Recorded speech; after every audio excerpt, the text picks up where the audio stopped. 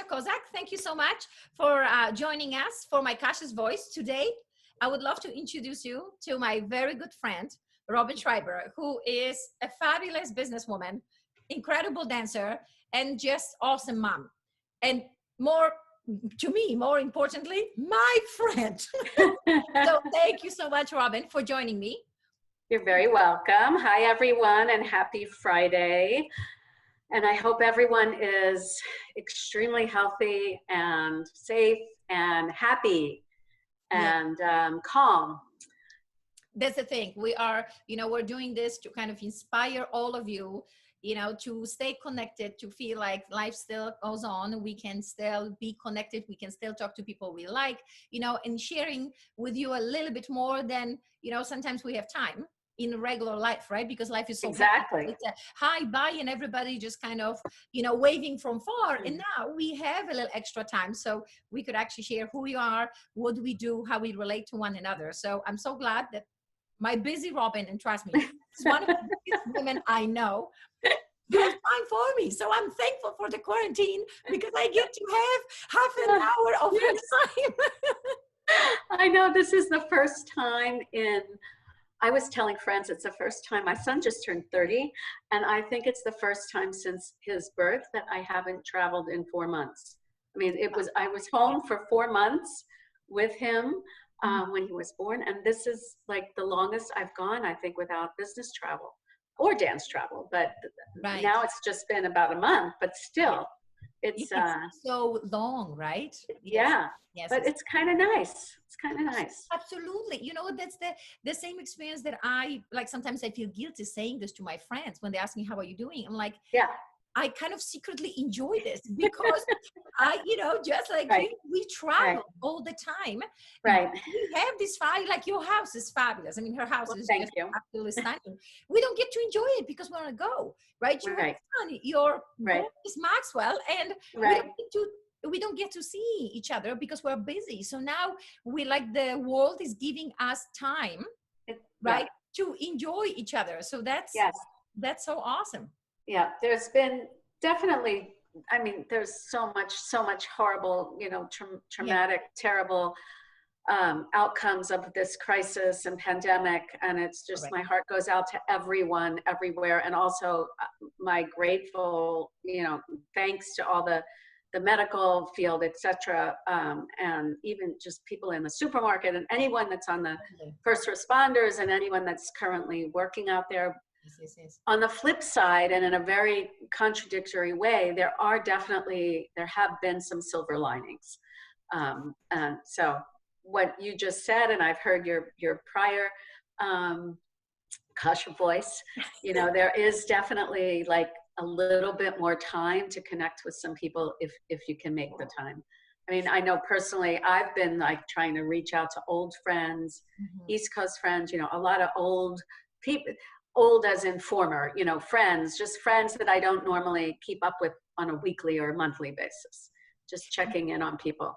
Right. That's, I think, what I've noticed. And I think it would be nice, I think, all of us to kind of realize that sometimes we get so busy that we only keep in touch with people that are business related or in a small circle of what we do right now versus this situation, right? Maybe also because we're a little bit scared of what's happening with them. Now you think of people, oh my God, I have not spoken to this person in a while. And you want to make sure that they're okay. So it kind of allows us to reach out to the people that almost feel like we've forgotten about them or they're on the a little bit farther. So I think it's kind of nice. And, it's nice. Like the other day, I got a message from someone that I have not heard from a while. I'm like, oh, wow, this is so sweet. Right. Yeah. And then you strike a conversation and you go, oh my God, I missed you so much. Sometimes we forget how much we miss them because we got them so busy with other things. Yes. Because if they don't fall into your daily normal routine, organizational day, you might not have been, reaching out to them. So exactly. Sometimes we might even feel like we want to, but then something else comes in, some, a business phone call comes in and you go, oh my God, I got to take care of that. Then they ask you to do something and you're busy again with taking care of stuff that we have to versus the things that we would like to, happen or connecting with someone slightly outside. So the silver lining, I do have to say, it's been somewhat nice and sweet. Yeah. Right. Yes. Awesome. Yeah. So how is your, so we know we connecting to the family, having more time with Maxwell. How is your work? How is your work being affected by this craziness? Because you know, your company is huge. You're doing all these fabulous things, and you shared with me that you are still very much involved and helping. So could you share it with us?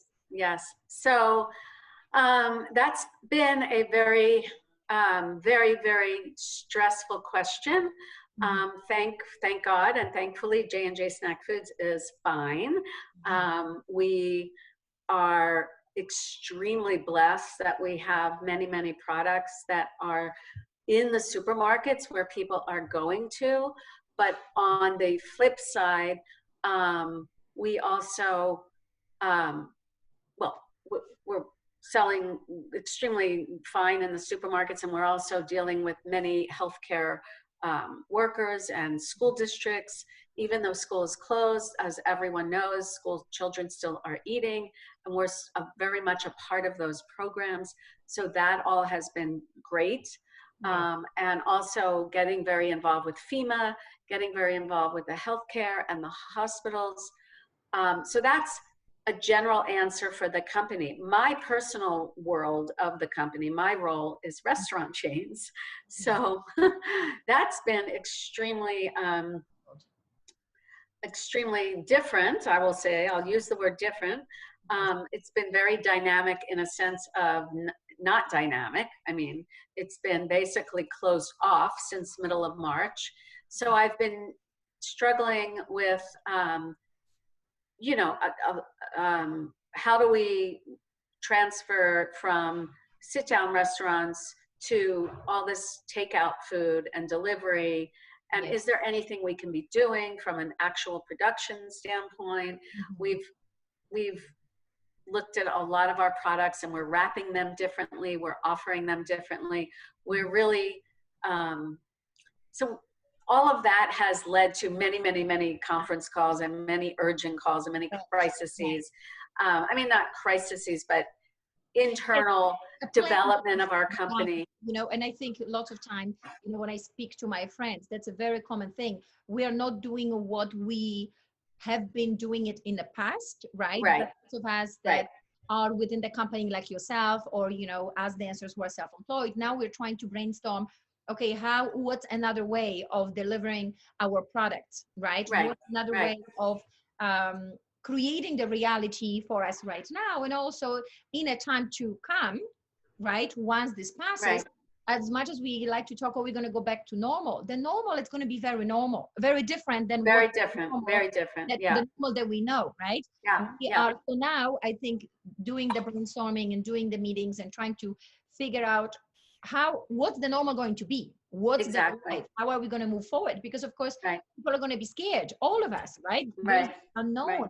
The virus, we don't really see it, but it's there, right? So it's a little bit scary, right? It's a little scary from, you know, seeing people. It's a little bit scary from the financial standpoint, you know. How is that are we going to make enough money? Are we going to be able to make the money that we used to?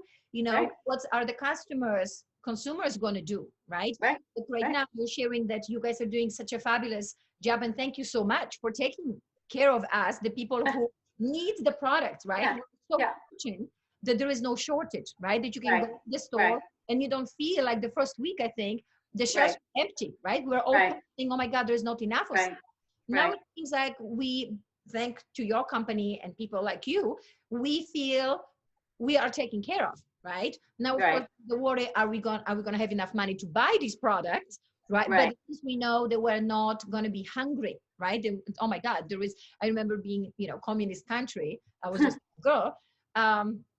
There was not enough food. There was not enough. We can only buy so much of sugar, so much of meat, right? They were almost like food stamps that per family, per person, you can only have so much per month, right?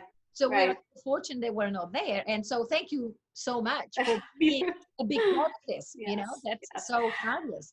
This time last Friday, I was receiving a call from a woman working on a school bid. And it was approximately, what are we now, 2:30 or something. It was about this time last Friday, and she was working on a school food service bid for children. Yes. And, you know, everything that's served to the kids for school has to meet a certain requirement. And in any case, it was one of these, you know, oh, I have to get back to my boss by 5 o'clock, but that was West Coast time. So, I mean, there's just all these drills and, you know, things going on that are a little bit more panicked lately than in normal times. Yes. But Absolutely. but it's all, you know, it's all good. We are very fortunate. Again, we have a lot of products that we do work with the schools with. We I think also that's so have, fabulous, you know, yes, helping the school, because I think, you know, if you don't have kids, if you're not surrounded with kids, or you don't have kids, we kind of forget that there's so many kids that depend on that food, right? That depend on right, the help. So many kids that if you just tell them don't go to school, right? right, They're lost, right? And the parents cannot afford it. So for you guys to actually keep that going, that's mm-hmm, fabulous, right? It's like, mm-hmm, that's, I think, one of the big things about this whole situation with the virus. It's realizing how much we are connected, how much we can help one another, right? How we are interconnecting all the time, that whatever your company does, it affects so many people, right? Because a common mm-hmm, thing, very common statement I've noticed people make, oh, it doesn't really matter what I do, right? It's insignificant. It's mm-hmm, significant, right? We right, not everybody can reach as many people as you do, right? Or as your right, company, but right, everybody, a simple conversation that you have with someone, right, will affect someone face to face, and then they might carry the conversation to another person, right? So sure, it's mm-hmm, always a big chain reaction, and it's so great to see that, you know, someone like you is in a position to reach masses and help, you know, the humankind and all of us. That's awesome. yes. I'm so glad I know you. Even though you know, I'm not part of your company, just by knowing you and being, you know, close to you, I feel like I'm part of this, which is which is so awesome. You know, Good, and you know, good. for those of you that know Robyn, and I think in our ballroom industry, a lot of people do know you because you've been competing, you've been doing so great with your dance career. You know, she's one of the most kind people, right? I mean, could you maybe talk about Ride a little bit? You know, what Yes, is the sure. school? How is that, right? Because that's something that I would love people to know Yes. all the way around. So thank you for bringing up Ride. Ride is Robyn and Italo's dance events, and I co-founded that with Italo Elgeta, my dance partner.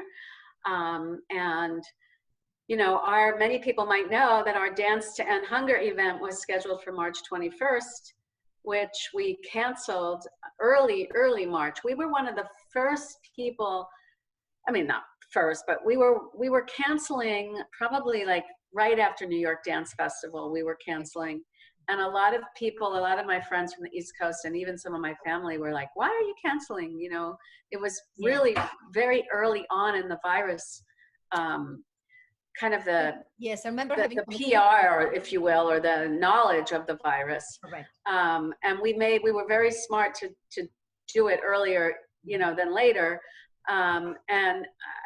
You know, this was super not planned, but we were benefiting No Kid Hungry, which happens to be one of the core agencies right now that is feeding the children and taking on this huge feat of helping the school districts to continue to feed the children during breakfast and lunch and snacks and dinners, because that is what No Kid Hungry does. So that was all like, you know, so, yes. who knew? I know. I mean, we had chosen No Kid Hungry, and we had this collaborative effort with them for our event, and then all this, you know, pandemic came through, and they have been on, you know, they've been touted on the news numerous times, and they've given away a lot of money and been doing a lot of great work for the children, for the schools in the past 8 weeks now. So unfortunately, of course, our event is postponed. Right now we have a date of October 17th, and even just yesterday I received some aprons that we were going to put into our gift bags. And as I'm taking the boxes, I'm thinking to myself, you know, I don't know if October is going to work or not. I think all of us right now, we don't know when we will be able to convene in a group that large. So. Right. we're Exactly. hopeful. Yes. We're hopeful, and the date is October 17th. And for those of you that don't know, what RIDE does is each year we choose a different charity to highlight. So our first year we did Dance for Africa against African wildlife, or against elephant poaching in support of African Wildlife Foundation. Our second year we did Dance for Freedom, which was to support, it was against human sex trafficking and to support two agencies in Los Angeles, CAST and Journey Out. So each year we choose a different cause to highlight and put on a huge, wonderful event that raises money for those causes. That's the thing. So just a side note to everybody who is watching, you could see that this woman is all about giving, right? She just does this incredible events that are fabulous. We get to be all dressed up and glamorous, right? And donate our money to such a fabulous causes, right? You could see it's definitely changing lives. It's not just an idea, something that it's somewhere out there. It's actually right there with us. And like you're saying right now, the cause that you're supporting right now, feeding the kids, it's so huge. It's so important. So please definitely keep us informed. I would love, to help you to promote the event, and hopefully all of our, dancers and people that are watching would be more than happy to participate, because it's a fabulous cause and it's a fabulous event to go to, right? Yes, it's a big show, and yeah, and it came from, the idea grew out of dancing. I mean, that was the core, was my love for the ballroom world and my love for dancing and my love for learning, and I had said to Italo years ago, let's do something with the dancing to give back. And that's kind of how it spun into RIDE. So, no, I think that's awesome, because you know what's happening for all of you who dance, and for those of you that do not dance, dancing gives us so much joy, right? Individually, right? It's almost like once you start dancing, we get addicted. You feel inspired, you feel big, you feel like you're on top of the world. So what's so great, as Robyn is saying, is to share that joy, to share that part, that happiness, right, in supporting a fabulous cause. That's why your events are so fabulous, right? Because she put up this fabulous show, right, with incredible dancers, right? So you see incredible talent, right? Fabulous food, fabulous venue. So you feel like you're in a glamorous event, but all the money goes to people who are not as fortunate, right? So we're sharing our fortune with the one who are not as fortunate. And that's so incredible. That's you just have such a great big heart, which thank you so much. Well, thank you very much. Thank you. Now you guys can see why I love this woman. My friends are just fabulous. They are just fabulous people. And we've been so fortunate, getting to know each other through dancing, right? I mean, that's the beauty of dancing, right? Otherwise, we would have no way of meeting, right? That's right. In my world, I'm not in yours, but through the common love of dance. That's absolutely right. My world has hugely increased because of the ballroom dancing. Absolutely. And speaking of dancing, I've been able to keep up with it somewhat during this time. I'm very, very lucky to have a small dance studio in my home, and I've been taking full on advantage of that. But it's very, very, very different. And I look forward to whenever the next competition is, if it's yours in August or anyone. Yes, I mean, that's another thing, kind of like with your event, right? Yes. With all the competitions, because it's a gathering of people together, we're all wondering, when are we going to be able to do it? And then of course, how are we going to structure it? So even when we can, making sure everybody feels safe, right? We will, of course, be taking all the precautions, all the requirements, right, that are going to be probably given to us, either by the government or by, hotels, right? Because everything is in a hotel, to make sure that everybody feels safe and protected together, having good time. Because I think at some point we do need to bring joy, right, to the life. We need to go back a little bit to what we like, because even like, it's so great to hear that you are able to dance a little bit, right? I call this to keep the energy vibrant, to keep on moving, to keep the body flexible, because otherwise the brain gets so, I call this stiff and tight, and then the fear creeps in, right? The unknown. So, but like just like with your event, we have to wait and see what we're going to be able to do it when and how. Right. It's also been, you know, I will say another silver lining to this has been, it's a different time to learn dance in terms of expanding your mind and allowing yourself to go deeper. Whereas we're so used to competition to competition, or, you know, maybe changing up choreography or performing, and then taking things in different stages, you know, learning and then perfecting and performing. But now it's really an opportunity to go deeper into, which has been extremely helpful for me during this a little bit of a crisis time with my business. You know, it's been a complementary, you know, no restaurants open on the one hand, how do we make, you know, but on the other hand, it's been a good contrast to like, oh, okay, maybe now I can improve X, Y, and Z, or, you know, that kind of thing. That's so well said. So I'm doing some of the teaching over the internet, right? And we had this conversation with my participants that we can't fix you right now, right? We cannot dance it for you. So both parties are being challenged, right? My participants have to be more in tune, right, and connected to their bodies, feel it on their own. I can only see what they do. I can't physically help them. So even when they want to ask me a question, they have to be more articulated with what it is that they're feeling, what it is that they do, and what it is they want to ask me for. But I think it's a nice challenge for the teachers as well, because now I'm not able to touch them and show it to them in person. I have to be much more clever explaining, because it's on par, right? Showing them in such a way and using my voice and my explanation in such a way that they could actually understand, process the information, and then try, you know, being able to implement in their body. So I think in the long run, even though it's a little bit of a struggle in the beginning, I think in the long run, it's actually going to be allowing us to improve significantly faster. And even when you would go back to our normal way of continuing the lesson or the dancing, we're going to be able to communicate with much more clarity. So I think the progress is going to be a little bit faster than what it that's interesting. You know? So I find that that's, like you were saying, that's an extra little bonus that I think both parties, the teachers as well as the students, you know, there is a growth on both sides. So I think that's kind of inspiring almost, you know?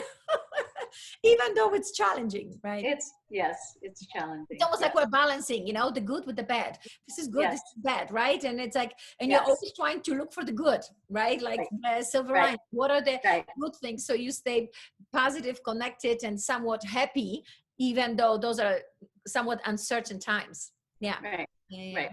Oh, that's awesome. Well, thank you so much. You've been so kind. Oh, you're very welcome. I miss you.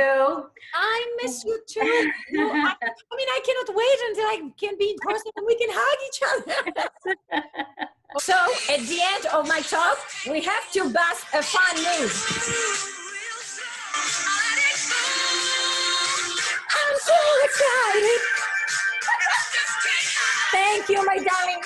I love you, Chance. Until the next time. Bye. Bye.